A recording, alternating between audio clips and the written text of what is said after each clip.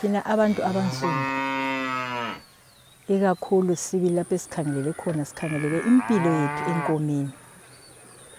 Nxa ulenkomo uyabe uzibona nje ukuthi hayi ulempilo yakho enhle.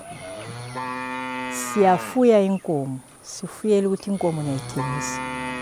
Inkomo ngiyazuza uchago kiyo, ngizuze lamasi kusukela echagweni. Kuyasengwa esibayeni laphana, thatha uchago lakho nxa ufuna amasi. Sefa uchago uluthele eguleni lakho okwesikhathi esithize. Ungabona sokuvuthiwe, usuthatha igula lakho lana kuyabe kulomunge uvalwe ngengcotho. Usuvula igula lakho lana ngaphansi, amasi esevuthiwe sokuphuma umlaza. Sokuphumula umlaza lokhana abanye bayapheka ilambazi ngamasi, abanye njalo bayawunatha.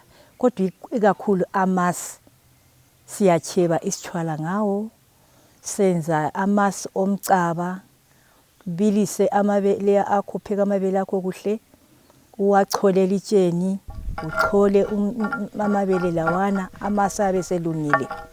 Suhlanganisa amasi akho lana lomcaba wakho. Kuyikudla abantwana bakuthakazelelayo kakhulu.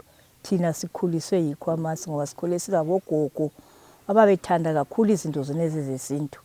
Safunda amasi. Kumasi futhi kuphuma amafutha akuthiwa ngumfuma.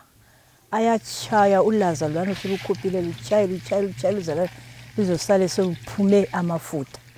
Ogogo babesigcoba thina ngomfuma. Uzwa mntanami, ijwabu lakho lizaba litshelezi ngomfuma. Ugcotshe umfuma lana uzibone ucazimula.